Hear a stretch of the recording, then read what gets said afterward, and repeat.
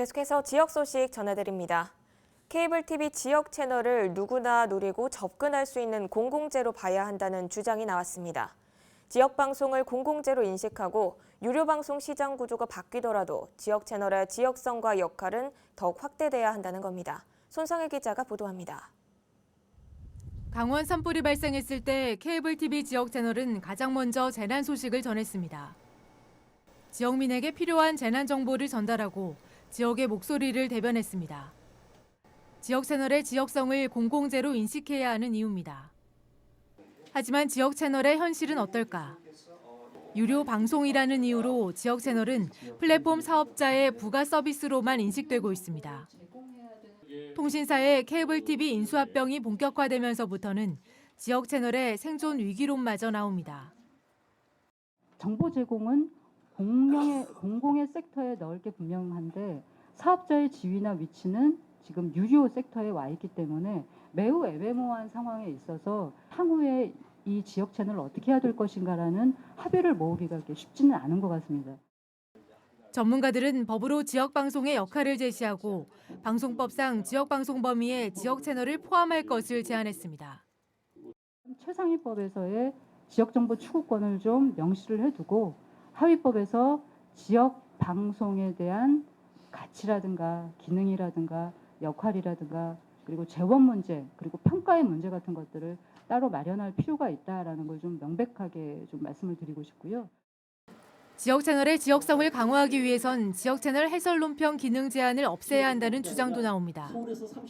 케이블 지역 채널의 성과, 지역 보도 프로그램이 지역의 공론장을 위해서 자기 역할도 수행해왔고 개선되어야 될 부분들 존재한다. 그래서 해설 논평 기능 제한하는 것들 폐지해야 된다는 말씀 다시 한번 강조드리고요.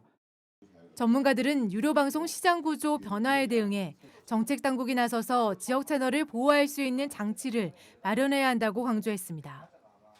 M&A 과정 이후에 우리가 어떻게 이 지역성을 강화하기 위해서 좀 살펴봐야 될 문제가 뭔가를 현재 진행되고 있는 인수합병의 RPT 사업자가 케이블 TV 사업자의 지위를 획득하는 것이기 때문에 지역상권, 지역 채널 운영의 의무 역시 승계되는 것이 타당하고. 헬로티비 뉴스 손성혜입니다. 자신이 사는 집에서 걸어서 10분 안에 갈 수 있는 도서관과 공원 같은 주민 편의시설이 늘어날 전망입니다. 서울시가 이른바 동네 생활 SOC 확충 사업을 본격화하기로 했는데 자치구별로 비용 일부를 부담할 가능성도 있습니다. 공혜림 기자입니다. 서울 시내 지어진 지 오래된 저층 주거지를 대상으로 걸어서 10분 거리 안에 주민 편의 시설을 짓는 10분 동네 생활 SOC 확충 사업이 본격화됩니다. 저층 주거지는 4층 이하의 단독, 다가구, 다세대 주택이 밀집된 지역을 말합니다. 서울시는 오는 2022년까지 3,753억 원을 들여 서울 전역에 180여 개 생활 SOC를 지을 계획입니다. 우선 올해 13개의 자치구를 시범지역으로 선정해 비용 전액을 서울시가 부담하기로 했습니다. 시급성과 지역 형평성을 고려한 시범지역은 5개 권역별로 종로구와 성북구, 강서구, 은평구 등 13곳입니다. 10분 안에 생활형 서울시가 또 만들어 놓은 그런 체육관이라든지 도서관이라든지 어떤 크고 작은 거를 또 총망라해서 아마 서울 시민들이 누구나 이런 생활형 SOC를 접해서 이 삶의 질을 개선하고자 하는. 생활 SOC는 시설 한 개당 최대 20억 원의 예산이 들 것으로 예상됩니다. 내년부터 참여하는 나머지 12개 자치구에 대해서는 비용을 서울시가 전부 부담할지 자치구와 공동 부담할지 정해지지 않았습니다. 자치구 부담 비율은 올해 용역조사와 자치구와의 협의를 통해 결정된다고 서울시는 설명했습니다. 자치구별 재정 상황에 따라 복지시설 격차가 있지 않겠냐는 우려에 대해서는 구별 재정 자립도가 반영될 가능성이 있다고 말했습니다. TBS 공혜림입니다. 양천소방서가 소방차 진입이 어려운 신월동 10개 지역에 태양광 블록 소화전을 시범 설치했습니다.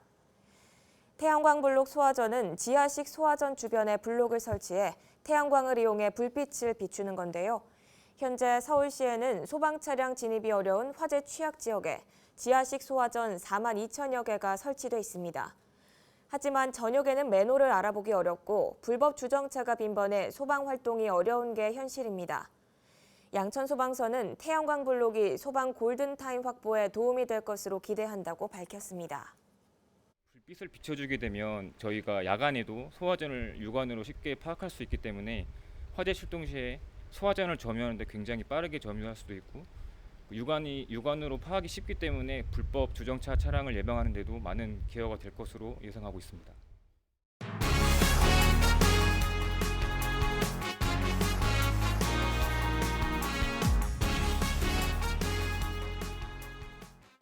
서울의 공공기록물을 수집할 뿐만 아니라 체계적으로 정리하고 보존하는 오프라인 저장소, 서울기록원이 정식으로 개원했습니다. 각종 행정문서는 물론 다양한 사진과 영상 자료도 볼 수 있습니다. 류미리 기자가 다녀왔습니다. 서울시정과 시민의 과거와 현재를 한눈에 볼 수 있는 서울기록원이 문을 열었습니다. 종이로 된 행정문서와 사진, 영상 등 서울시에 관한 디지털 자료는 물론이고 각종 사업과 관련된 문서 등 100여 년 동안의 기록을 모았습니다. 서울에서 생성된 수많은 기록의 저장소이자 또 동시에 이 기록들을 시민들이 함께 나누는 어떤 공유지가 될 것이라고 확신합니다. 그래서 서울의 과거와 현재 그리고 심지어는 그 미래를 함께 기억하고 구상할 수 있는 공공기록물은 당시 사회를 설명해주고 역사의 흐름을 읽을 수 있는 자료이기 때문에 중요하다는 의견이 많습니다. 이렇게 보관된 기록물들이 미래를 준비할 수 있는 또 가장 큰 자산이자 문화 전달자 역할을 할 수 있으리라 저는 확신합니다. 지금은 단순한 행정 자료에 불과하더라도 향후에 중요한 역사적 근거가 될 수 있다는 이유입니다. 나중에까지 어떤 그 증거로서 그 의미를 갖는 것들도 많고, 그 다음에 어떠한 일이 어느 때 있었다 하는 어떤 역사적인 그러한 의미를 갖는 것도 많고, 또 나중에 우리가 그 사회를 이해하고. 그동안 공공기록물을 관리하는 곳은 국가기록원뿐이었습니다. 광역자치단체 차원의 기록원이 생긴 것은 경남에 이어 서울이 두 번째입니다. 지난 2007년 관련법이 개정되면서 광역단체에 기록물 관리기관 설치가 의무화된 상황. 덕분에 시청이나 도청에서 몇 명이 관리하던 것을 체계화해 전문 시설을 갖추고 인력도 늘린 겁니다. 서울기록원이 생기면서 그동안 경북 청도에 있는 서울시 문서고의 자료 11만 점도 체계적으로 관리할 수 있게 됐습니다. 전문가들은 시민들의 알 권리를 위해서라도 광역단체 차원의 공공기록 전문 관리기관이 늘어나야 한다고 강조합니다. TBS 류밀희입니다. 수색동 주민자치위원회가 17일 나눔장터를 개최했습니다. 나눔장터는 주민자치위원회가 수색동 주민센터 새청사 개청을 기념해 마련했습니다. 장터에서는 주민들이 기부한 생활용품을 저렴한 가격에 판매했고, 나눔장터 판매 수익금은 수색동 청소년 장학기금으로 사용됩니다. 신사 이동 산세 편백마을 안전마을 지정식이 16일 신흥교회에서 열렸습니다. 이날 행사에서는 안전마을 현판식, 소화기 사용법 교육 등이 진행됐습니다.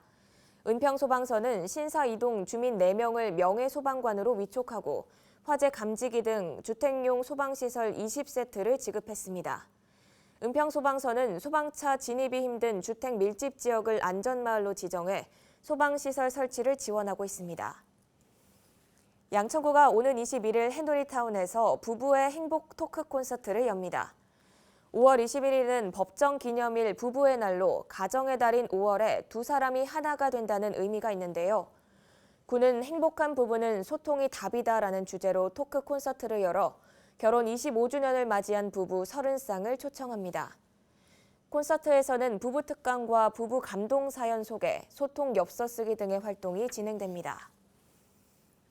서울시가 청년 수당을 받은 청년 10명 중 4명은 취업이나 창업에 성공한 것으로 조사됐다고 밝혔습니다.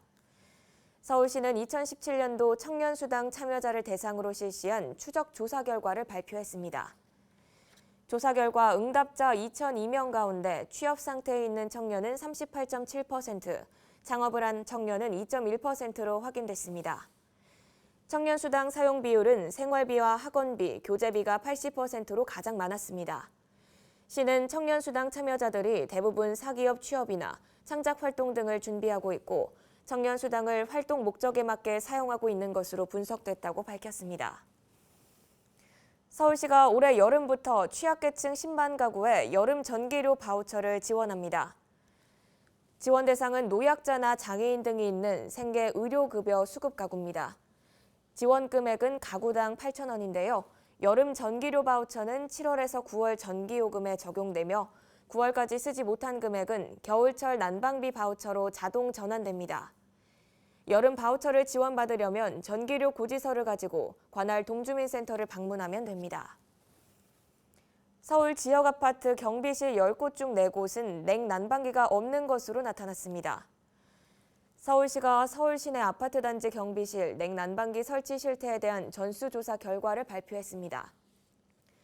조사 대상은 150세대 이상 아파트와 SH공사 임대주택 단지 등 총 2,187단지입니다. 조사 결과 서울 지역 아파트 경비실의 냉난방기 설치율은 64%에 그쳤습니다. 경비실 10곳 중 4곳은 에어컨 없이 폭염을 보내는 건데요. 자치구별로 보면 은평구와 강동, 마포 등 10개 자치구가 냉난방기 설치율과 유효 응답률에서 평균값 이상을 보였습니다.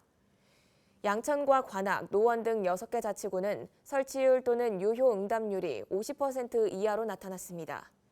서울시는 이번 조사 결과를 바탕으로 서울 전역의 아파트 경비실 냉난방기 설치율을 높이기 위한 맞춤 대책을 수립할 계획입니다. 2019 파발제가 오는 31일부터 다음 달 1일까지 이틀간 열립니다.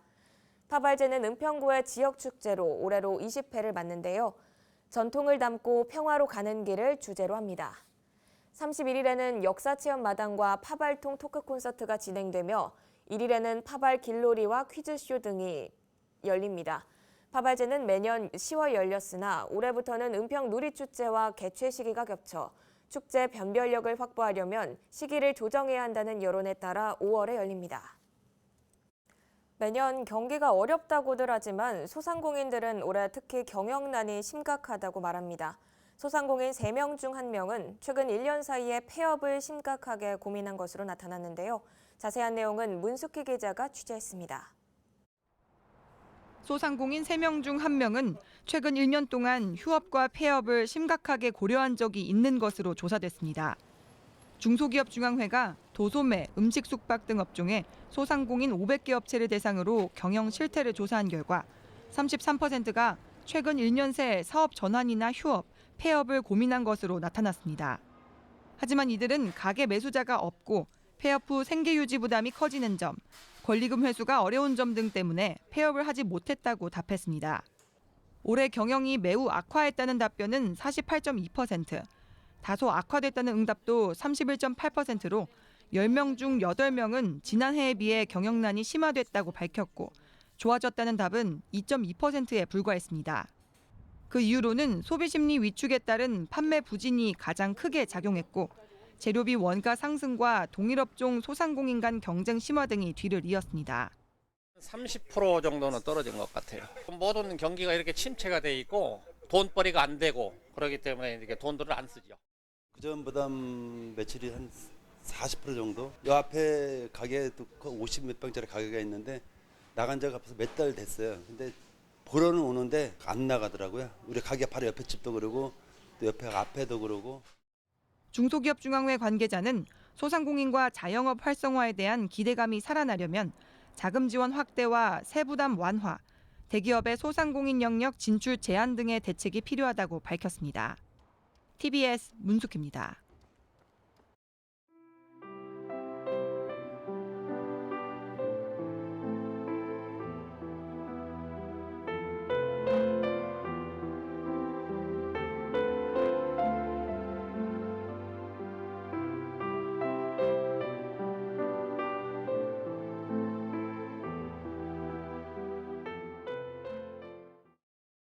이상으로 뉴스를 마칩니다. 저희는 언제나 지역 주민 여러분 곁에 있겠습니다. 함께해 주신 여러분 고맙습니다.